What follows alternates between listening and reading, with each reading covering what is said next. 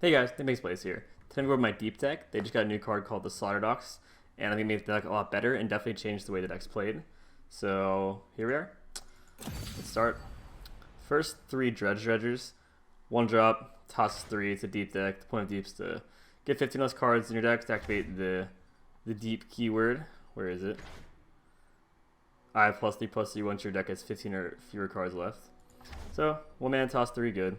3 Jettison. This card is absolutely amazing. Some people don't play it. I'm gonna say you should definitely play 3. 1 mana, toss 4. This card is phenomenal. It lets you go deep way earlier than normal. It's extremely cheap. Obviously, it's only 1 mana. You can use it as a combat trick if you want on turns where you have like, let's say you have like Abyssal Eye or Devour or whatever, and they're gonna attack, or like you attack and they block. You can then use Jettison to make a game +2/+3 your sea creatures, and then get a combat trade off of it. It's really good. But yeah, this can make you go deep, 1, 2, 3 turns earlier, and that's a big deal for tempo. And that's just pretty much the whole point of to go deep, and this lets you go deep as fast as possible. It's one of the best cards. Like it's amazing. Also, we'll get into this later, but you can also use it to search for treasures with Shipwreck Order. Anyways, 2 Hired Gun. 2 mana, 2/3. When I'm summoning, grant the strongest enemy vulnerable. The reason we play this is because this deck needs stat lines at the beginning. Like Dredger's a 1/1, so its blocking's not that great. You need some stat lines in the beginning to block with. This is a pretty solid 2/3 for 2. If you're attacking on turn 2, you can play it and then make their 1-drop vulnerable and then clear their 1-drop, which alleviates some pressure and let you get some field control for a little bit while you're trying to go deep. In general, it's a pretty good card because a lot of 2-drops in this game or lower cost cards lose value later in the game, but this card's actually just good in general. You can draw on 2, as I said, for early game defense, but you can also play the mid-late game to give enemies vulnerable and make your sea creatures deal good damage to them.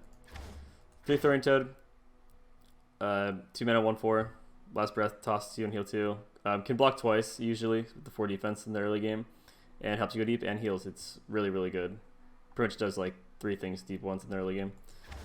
3 Vile Feast. This card's just amazing in general. Stall tool. You can kill a unit that has 1 defense, heal 1, and summon a blocker. So very good. 3 Deadly Wonder. Absolutely amazing. A lot of cards in this deck are really good. 3 mana, 3/2 with Lifesteal. Tosses 3 again. It tosses. It heals. It's what you want. You basically want to get through the early game by staying alive and not sacrificing too much board control, and then once you get deep, you start winning. All right, new card. Pretty excited. The Slaughter Docs. Landmark, which means it takes unit mana. They take up space on the board. They can't attack, block, or take damage. All right, so 3 mana Landmark. Round start, toss 1. If you're deep, destroy me to summon a random sea monster. All right, this card's good. This card's really good. When I first evaluated this card, I thought, okay, maybe not the best card versus aggro because they'll be putting pressure on you and it's not gonna be able to block, but pretty good versus everything else. Turns out, I was right that it's not the greatest versus aggro, but it's fine. We have tools to beat aggro, but it's really good versus everything else. Like every normal deck, like versus control decks or mid-range deck, it's so good. It accelerates you going deep so fast, and the big perk is that you get a sea creature for 3 mana. Like you can get Tear the Tide. It costs 9 mana regularly, I think. Wait a second, maybe 8 mana. Costs 8 mana. Alright. Costs 8 mana, and you can get that for the cost of 3 with this card. You just play it on 3, and then you just, do your thing, stall, and then the earlier you play, like imagine you play it exactly on 3, then it cycles so much for you, and then summons a huge creature. Has one of the best animations in the game. It's very good, trust me. It definitely turned the deck up another level. I think that it made the deck quite a bit better than it was previously. And yeah, it's just good. I don't know what to put it. It's just a good card. So I guess I'll say like one thing about it, or like a few cute things.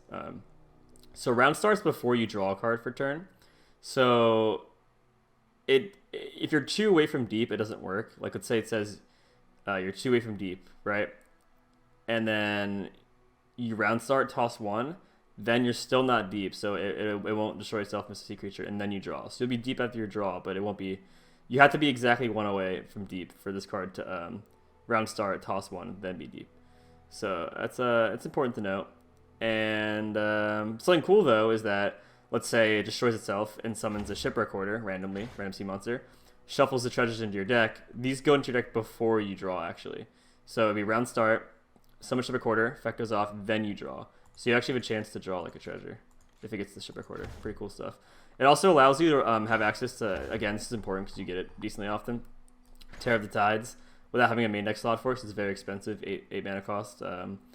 Sea monsters, allies have fearsome, attack, give enemies -2/-0 this round. This is how you go for game a lot of time. I mean, it's one of the best values you can get, or if not the best value you can get off the Sardox, because it's 8 mana card. It's a really, really good card, good stat line. With deep, it's quite strong. Okay, it's a 9/8.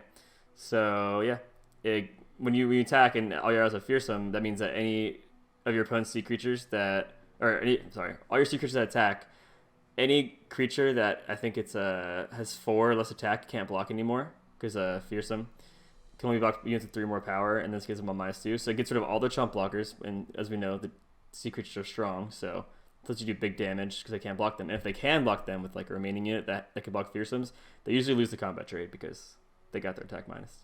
So this card is a huge either game finisher or momentum swing in your favor if you get it. And being able to summon more ship recorders and stuff is cool. Anything you get out of this is pretty good. I mean, the worst roll is like Devour doesn't get his effect, and the Beast Below, which is the 4 mana card. But there's still just 7/7s for 3, so it's very good. Yeah, good card. All right, 3 Maokai, phenomenal, amazing, love it. Each round, the first time you play another ally, toss 2 and summon a sapling. This card helps you go deep so fast. It gives you blockers. It gives you challengers to hook their guys. So on offense, you start removing all their cards and start getting the field control. On defense, it's just annoying because you keep getting more blockers, force them to open attack a lot of the time, and they want to develop. Versus control decks, the alternate win condition, or just, I guess, mid-range decks in general. 2, when it levels up by tossing 15 cards, or having 15, your units died or cards been tossed 25 times. When I say 15. Units have died or cards have been tossed 25 times, then it levels up, and it blitz your entire enemy deck with leaving 4 non-champions. This is important because they can't use champion spells to put cards back in their deck. Let's say they don't have any champions in hand and you use this effect. Then, like, let's say if it could leave champions, there's a chance they could just keep recycling cards in the deck with champion spells. Since it obliterates all the champions, leaving 4 non-champions, then they can't refill the deck. Very good card. 2 salvage. And a slower meta, maybe you play 3, but there's a decent bit of aggro and early game pressure in this format, but I think you still need 2 to consistently go deep. Draw 2, toss 2, very good. 2 Abyssal Eye, alright, traditionally a 3 of, like, in pretty much like almost every deep deck ever, but you need to cut some bricks from this deck. One of the biggest issues is dead drawing, but I think a lot of these early game cards like Higher Gun are important because if you don't run this, you have no way to get past early game versus most decks. And the Sardox actually gives you access to having more Abyssal Eyes as well. So to make that more consistent, I cut down 1 Abyssal Eye. I've actually seen variants that are running 1 Abyssal Eye right now. I've been fluctuating between 1 Abyssal Eye, 3 Hard Gun, and 2 and 2. I think a lot of people are starting to, at least the list I've seen that have done well, are starting to all cut Abyssal Eye or 2. Alright, 3 Withering Well, very important card. Deal 1 to all enemies, heal your next 3. This is how you beat like aggro, destroys discard aggro, it's good versus pirate aggro, it's good versus everything. I mean, you have to pick the right spots for it, but very good. 3 Devour, debatably the best sea monster in the game. Play, obliterate an enemy with less health than me, so you can obliterate anything with 3 or less health, but when it's deep, it gets +3/+3, so you can obliterate anything with 6 or less health. Only costs 2 mana when discarded by Nautilus. Speaking of which, Nautilus, like one of the best cards in the deck, if not the best card. When I level up, copy toss. So when he levels up, he puts all the sea creatures that were tossed back in the deck that are 4 or higher attack, which is like all of them. And then sea monster allies cost 4 less, so he discounts your entire hand. Like Abyssal Eye only costs 1, that only costs 2, and then he's the best champ spell in the whole game, which is stun an enemy, shuffle that unit to the enemy deck if you have Nautilus, but since it's Nautilus' Riptide, it only appears when you have Nautilus in the field and Nautilus in hand, so it always shuffles. It's always going to be a fast spell shuffle an enemy unit into their deck. Then 1 Ship Recorder. This card's very important. Very important. I definitely would run 1 no matter what, because it's only a one card slot. It gives you more sea creatures, but it's only 1 a slot that gives you alternate win conditions. Like, it adds so much dimension to your deck just for 1 card by adding Treasure Trove, create 5 random cards in hand. They cost 0 and are fleeting. Plateworm Egg. This card is a game winner by itself. It's probably the best one. You summon 3 Vicious Plateworms, and they become 80s with Fearsome when they're deep. So it also helps you toss. Like if you're at 2 or 1 away from deep and you summon it, then it tosses 2 and lets you go deep. Even though it puts cards back in your deck and you're over 15 after the treasures are added back in, it still lets you go deep for a second. So you get to go deep for the rest of the game.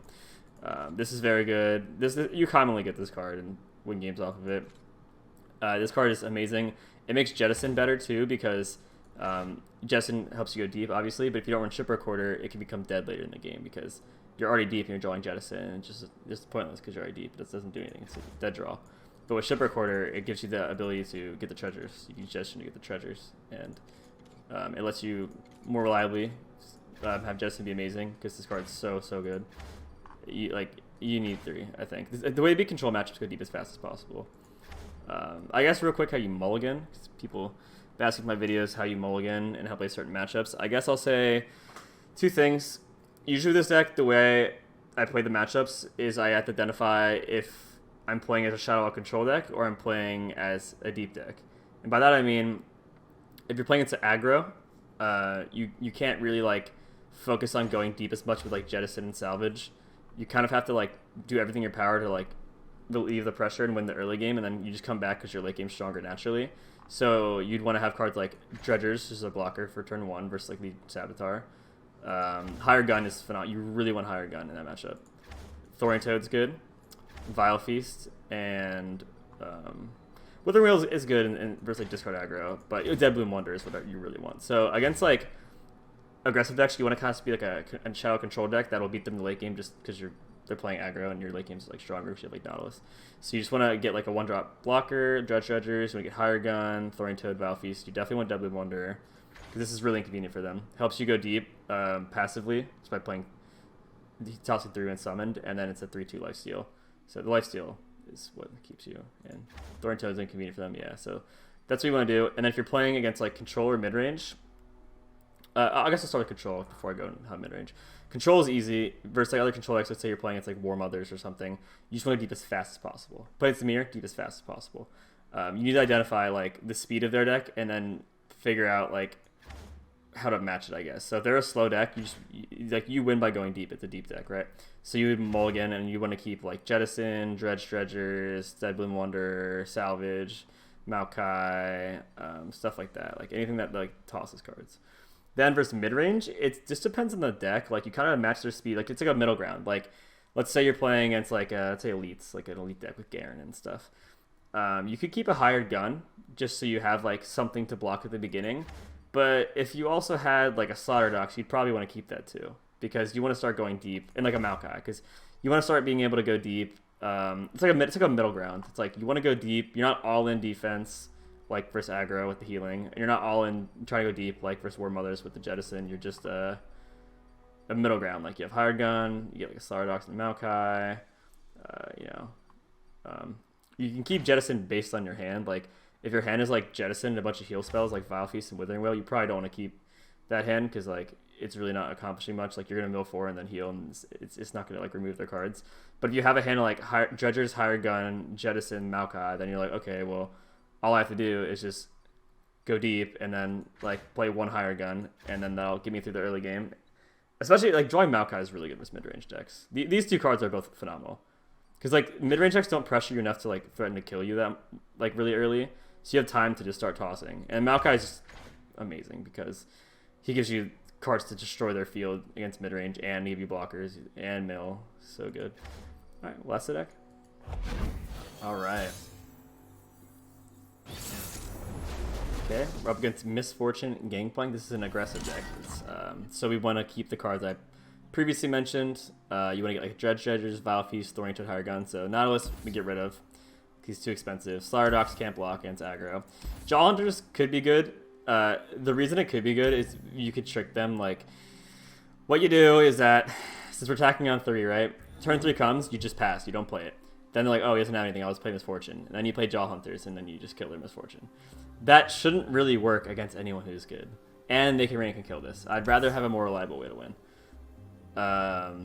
Withering Wail is really good against this deck, but not early game. There's definitely merit to keeping this, though. Some to this, definitely some to this, but I'm actually going to mull all of them.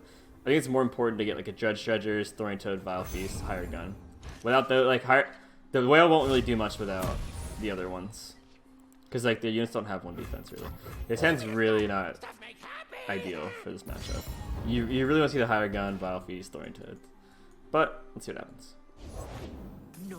Okay, here we can attack because you know we'll take this trade any day of the week. It's just not gonna block it.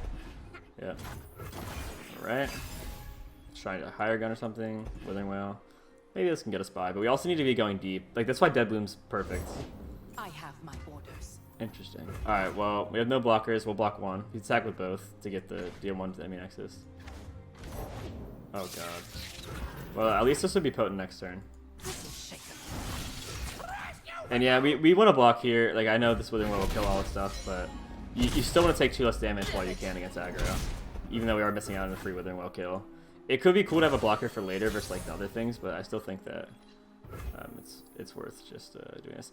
So if we pass, it's going to be really bad for us because we'll lose our mana, we'll lose 2 mana and he'll lose nothing. So I think we're just have to practically Withering Well here. There is an argument to Vile Feast, but I think we're just Withering Well here because Vile Feasting is just going to make the Withering Well less effective. He just probably play this Fortune or like Iron Ballista or something. Oh really? Interesting. Okay. It's a lot of damage, but we do have healing, so we'll see what happens. Interesting. Let's get to it.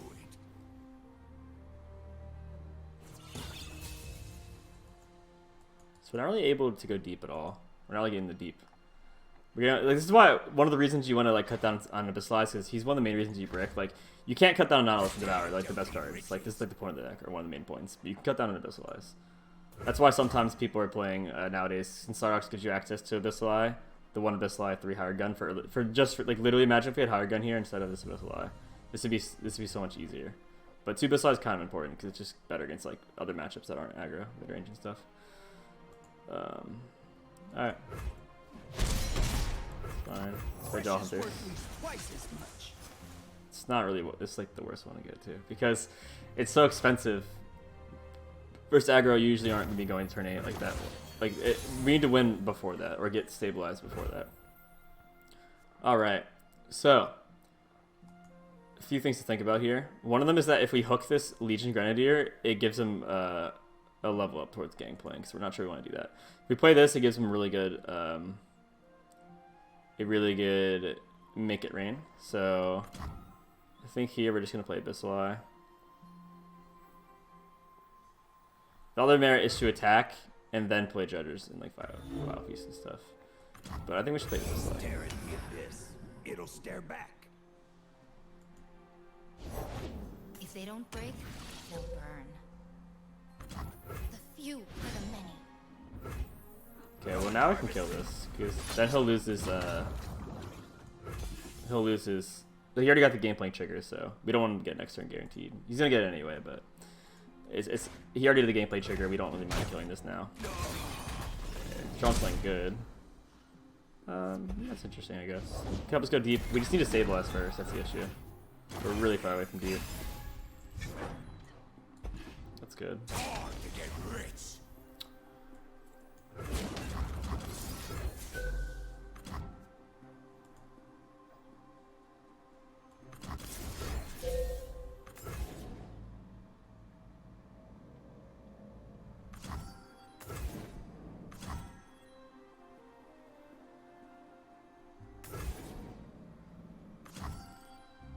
Think about Withering Well. There's no reason to. Let's just do this.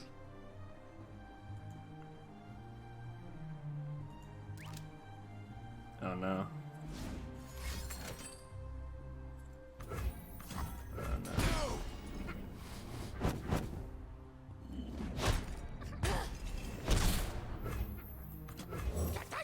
Eat that trash!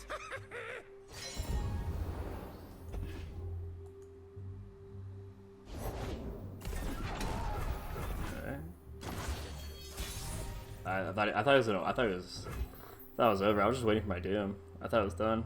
I guess we'll keep playing. Well, we need to leave mana open for Withering Whale in case he has Decimate and stuff.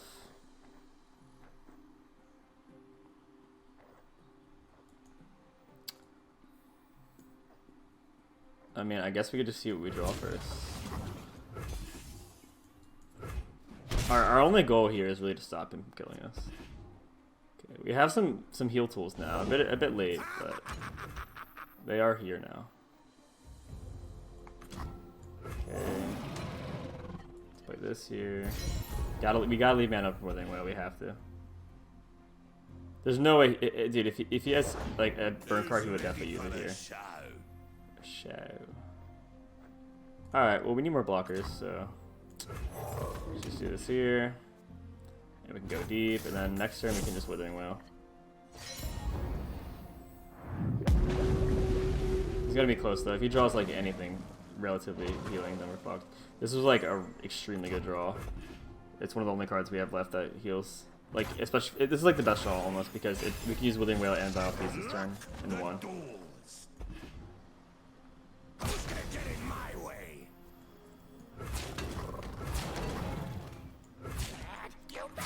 I'll definitely trade to kill this. So actually healing to 5 here. I wonder where he drew. Maybe he drew Nox in Fervor. He seems pretty confident in this attack. I mean, sure. I'm just gonna Withering Wail and Vile Feast this turn. Alright, this is great for us because now, if he uses the Jack the Winner thingy or something, I can just kill it with Vile Feast and Withering Wail and he won't even get it at all. So we definitely need to leave this open. I think it's telegraphing it too hard if I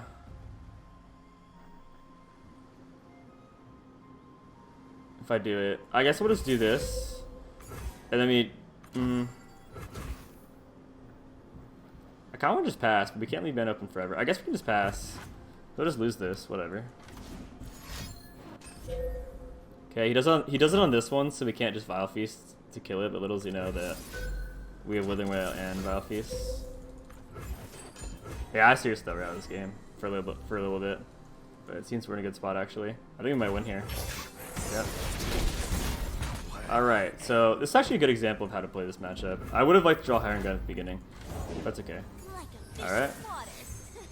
It's fine. Because like we went deep over time. Like you don't care about going deep. It's gonna happen eventually. We just had like one turn where we could salvage. Luckily Deadbloom and Dredgers are blockers that like allow us to go deep, so that was really nice. Here, I actually might just play Maokai and play Zap Sprayfin because we need ways we need to get rid of this. This is 2 guaranteed damage for him. So we can either, as much as I want to play this and force him to block, we have a few options. We can play this and force him to block. If he draws a blocker though, then we're taking 2 more damage. We can use this to try and remove it, or we can play Maokai. And we can go deep. Or, I mean, and we can level him up and stuff and get blockers. I think that's the safest bet. Play Maokai, leveling him up, that way we get rid of the Zap Sprayfin with the sapling we get, and then he's leveled up, so then immediately on round start we get a blocker. Pretty good.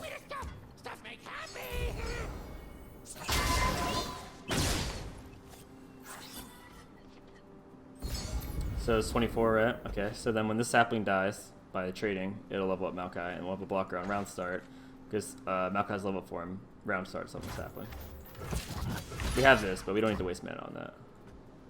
We're gonna do it just by using the sapling here. Rain. Okay, he misses this. Didn't really matter too much. We do take 1 damage here.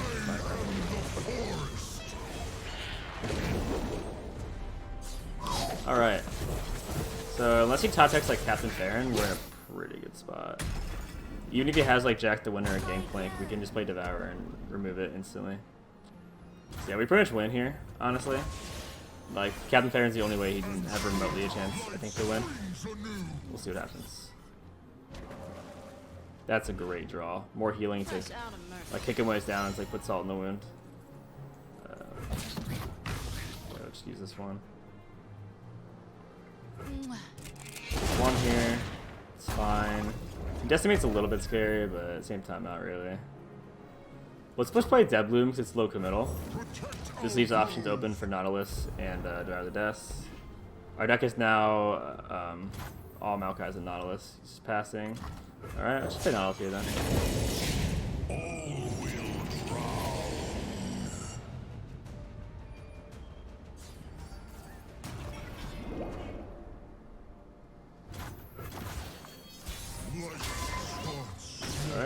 should be game.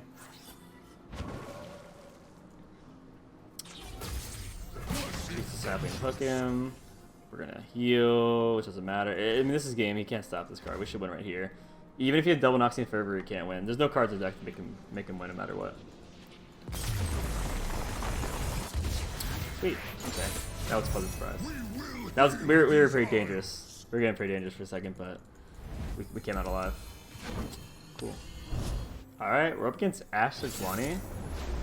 Typically this deck destroys deep. Or at least in the past people have made particularly played Ash Sedge with versions to beat deep, and it was really good for Ash Sedge. So this should be favored for him, but I'm pretty confident. I'm pretty comfortable with deep, so I think we're really good. Alright, great hand. So before I mold away the sea creatures because they're just bricks. You want to be having like the early game and draw into sea creatures later, so this is great. Turn 1, turn 2, turn 3, turn 4. This is a pretty straightforward hand. I hope this game will be like how deep should go. This should be like a this is a standard deep like normal game. So we'll attack here because I'm totally cool with this block. He's gonna attack us next turn anyway. I actually could have waited though. This can block Ice Archer, so it's fine. So it doesn't really matter. But I could have kept this. I could have just kept that for blocking Icefall Archer or Glory Seeker later. But just trade it right away. Okay, he passes. Let's just play this. He probably is either Glory Seeker or nothing. There's sometimes if they're smart, they'll wait to see you play and then they'll play Glory Seeker. Like that's a challenger. So we're gonna attack here first because if we play anything, he'll probably play 3/3 Aversion Trapper that could just block this. Plays nothing again. Okay, get the Sarx rolling. He might pass again here. Yeah, he probably has a lot of freezes in his hand. Freezes are late game creatures. Okay, interesting. Faster than my arrow? So I think not. it's a bit tough here because he might have Culling Strike. I could play this and it could get Culling Striked. And normally that'd be totally fine. It'd just be like worth the risk to play this and then try and play this next turn and it gets Culling Strike. But the thing is, we do have counterplay by just playing the Slaughterdock straight up. Like, let's say we play this and he Culling Strikes it, then we lose a mill because we could have just played Slaughterdogs and that would just mill the card for free. So I think I'm gonna play it safe here. No reason to really make ourselves have a way to lose. So we can block here to save health, but I think I'd rather just take 6 because we need this. This will be a more important blocker next attack because we'll heal on top of it.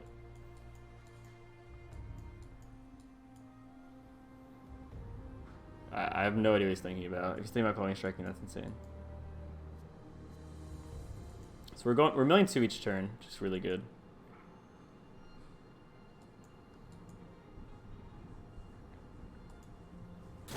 Okay. Alright, got rid of Jettison. Abyssal Eye, so we have 1 left in our deck until we toss put them back to Nautilus. Again, we could play it safe here and just play Maokai. Passing here is not that bad either because he loses more than us. But I think we should definitely proactively be going deep. I feel like Maokai is not going to get past this Culling Strike he has in his hand. That I think he has in his hand. We can mill 3. And then that's 1/3 plus 2 is 5 plus 1 from draw is 6. Which would make us only 4 away. And then this can also mill, but for 4 away, the next turn we do the same thing. And we'll be deep very soon. So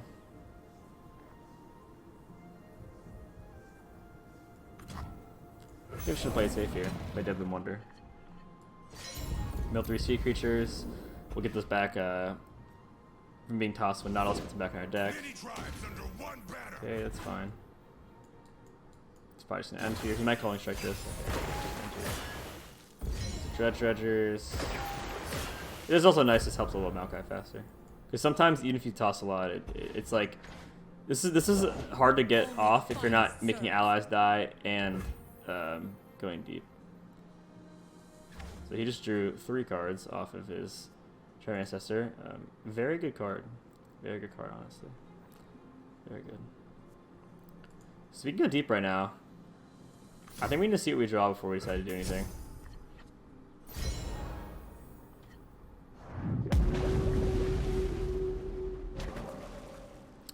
Alright.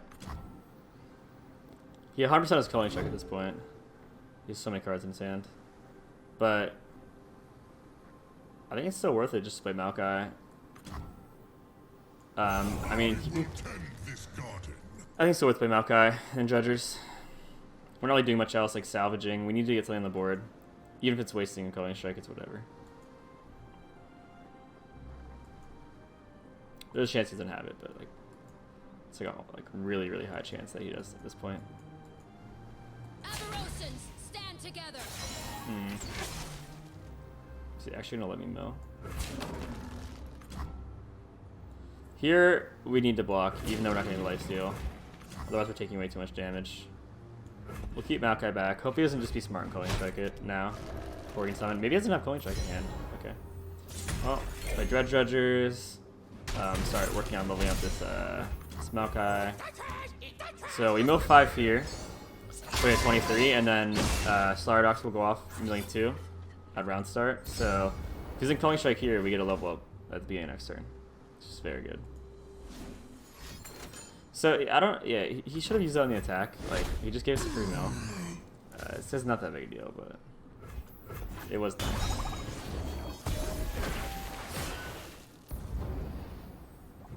We need to get like Shipper Quarter, Tear the Tide. It's gonna be good. Okay. Sweet. This select will be good too. He's gonna freeze mostly whatever we do, but pretty much anything's good. Like, there's not really anything too bad about. Oh my gosh, that is very scary for him. Jeez. Wow. So when we attack, we're making all of his guys -4. He has freezes to heal or to stay alive, but it's still very scary.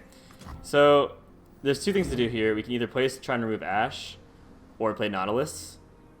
So that when we place, it's discounted and it's more mana efficient. I think we're playing Nautilus here because he definitely doesn't have another Ash. We're trying to remove that. He could also freeze and Culling Strike the Nautilus, which is another reason it was fine to get the Culling Strike out of the way at Maokai. Because now if he doesn't have a second Culling Strike, he can't just freeze this and then Culling Strike it.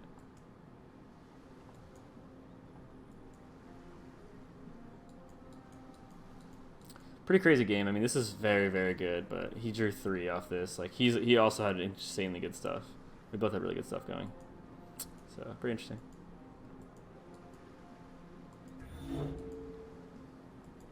But this does showcase, like, how good this card can be, the Slardox. Getting, and my cards are all double fearsome. See? Tear Tides ×2. Pain is nothing.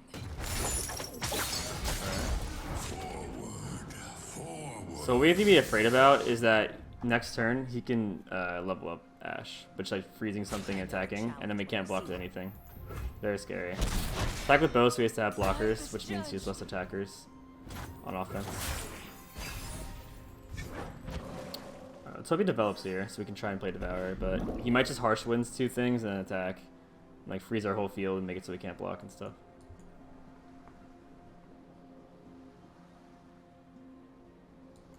That's probably what's going to happen. He's just going to Harsh Wind 2 these, attack, Ash freezes this, it levels up. Scorched Earth. Scorched Earth.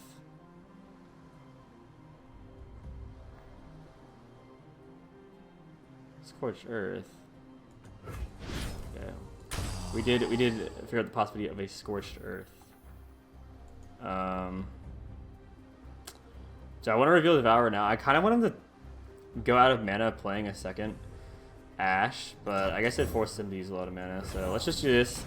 Even Troll Chant can't protect Ash here, so that's good.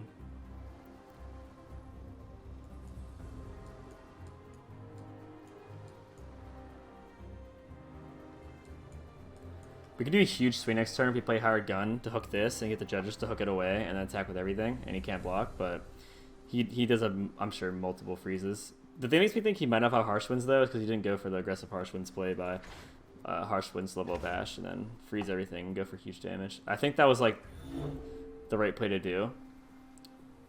Maybe he was thinking about doing that, like, after he did the Scorched Earth, so he might still have Harsh Winds.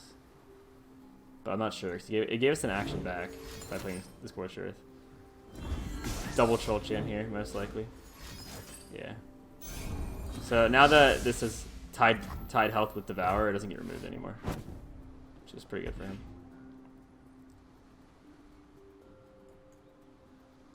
Swiftly now. Interesting.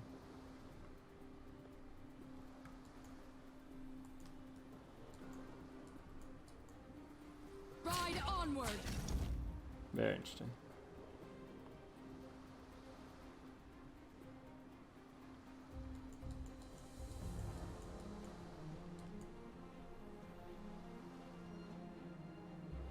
But we have to block, or we'll be going too low. I'm hoping he just won't attack. Because that attack is kind of weird for him too. Patience. Success. Alright. Noticed around here. The hook on Sejuani, try and go for a good attack next turn in our favor. Wow. Okay.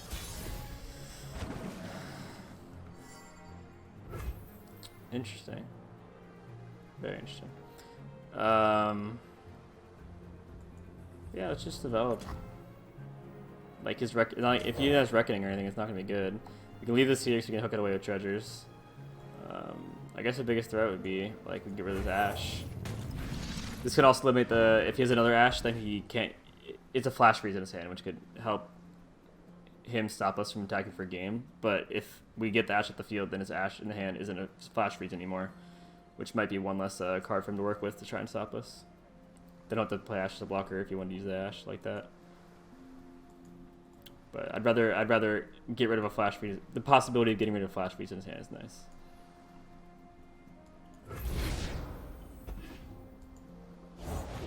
The trap is set. Okay.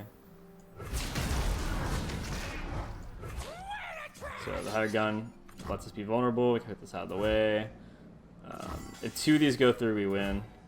He can't block with anything if we double tear the tides, making it so their attack's -4, -0, or their stats -4, -0. Attack is down 4.